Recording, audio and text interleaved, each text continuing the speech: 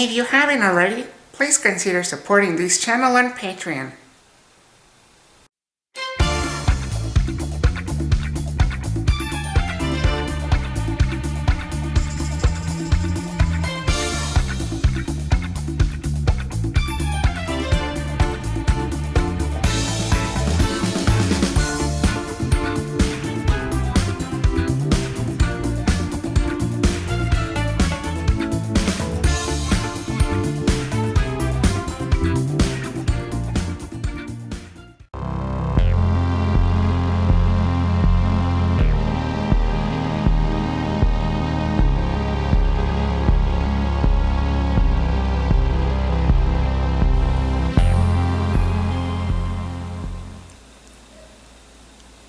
Aliens, Volume 2, Issues 1 through 4. From Dark Horse Comics. Also known as Aliens Nightmare Asylum. Published from 1989 to 1990. Written by Mark... how do you pronounce that?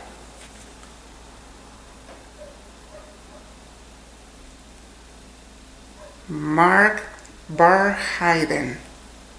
With gorgeous artwork from Ben Bobais.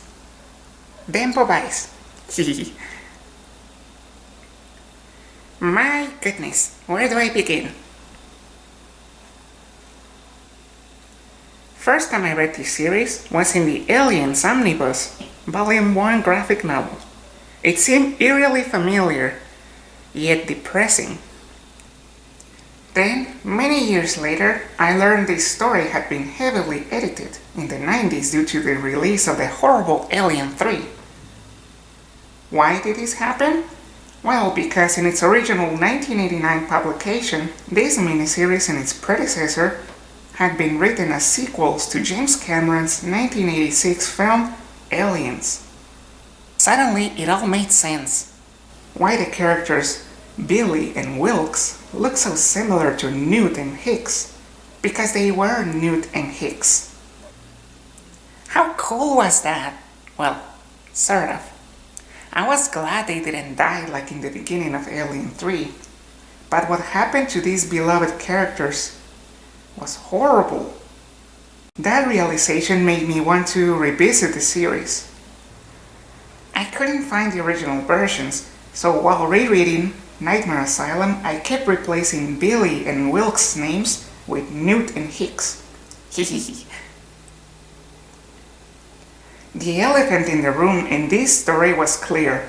Wearing the slime was Ellen Ripley and the android Bishop. Ripley only appeared in flashbacks, but isn't present in this story, meaning that Newt had to grow up alone and at the mercy of horrible doctors.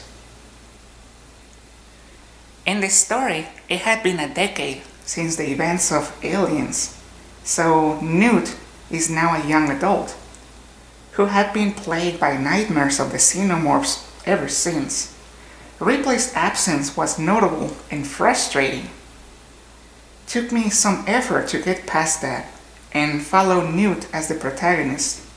To her credit, Rebecca rose to the occasion and found her courage, and she was actually a badass. I also felt sad for her because her first boyfriend, named Butler, or Bueller in later edits, Bueller or Butler, whatever his name is, he had recently discovered that he had been an android his whole life and he was having an identity crisis. And that made him distant from Newt, despite her loving him either way. Didn't help that old man Hicks was very cynical and cold-hearted. I don't blame him though.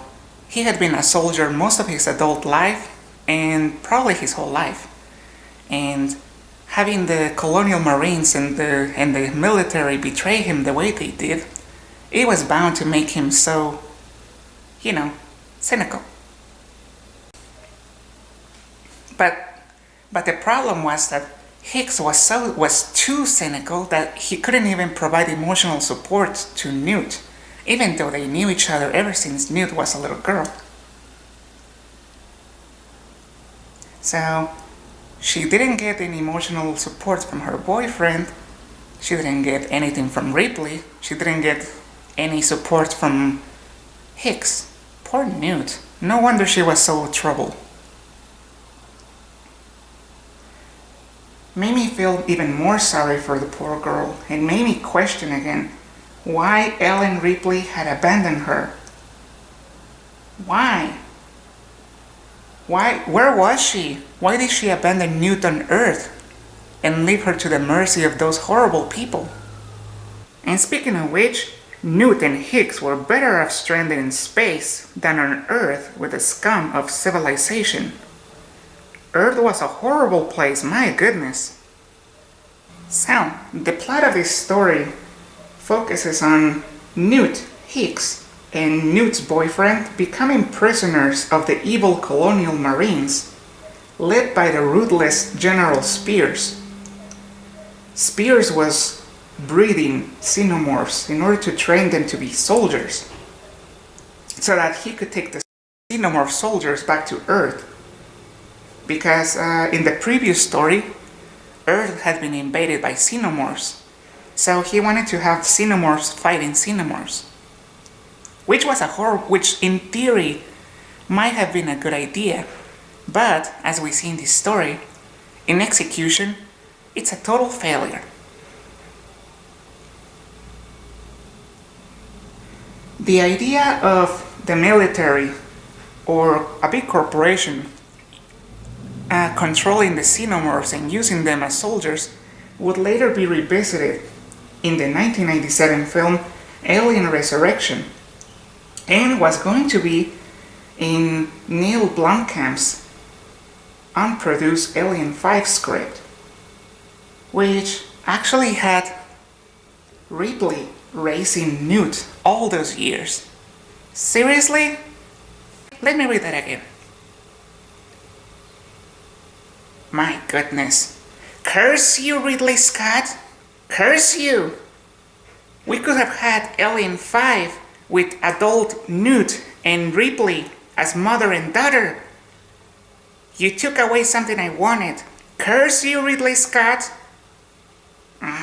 It's no wonder the Alien franchise is in a dumpster now. A Disney dumpster. Oh, by the way, did I mention that the artwork is so gorgeous? It's fantastic. It's airbrushing, kind of like what they do with graffiti. But this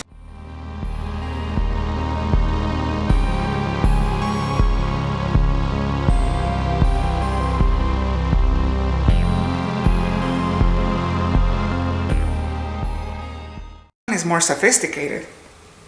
Illustrator Dan Bovice is really talented. Or was?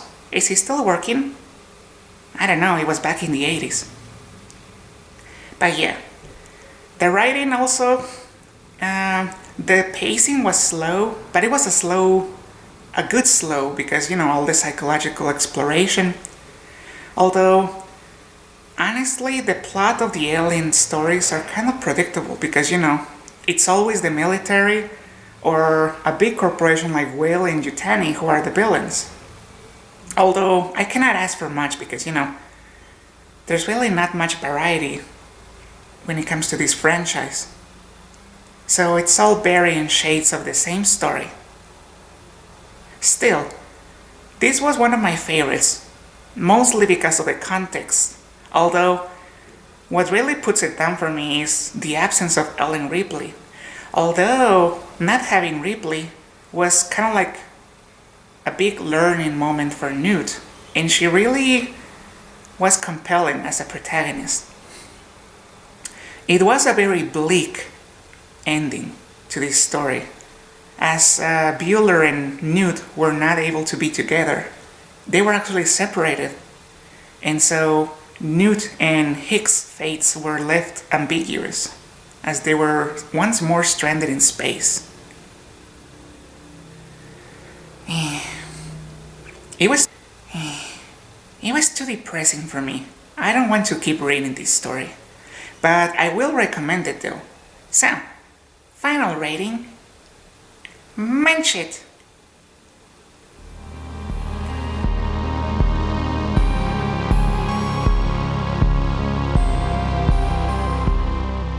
Damn you, Ridley Scott.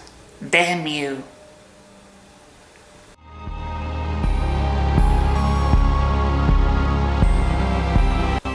Thank you for watching.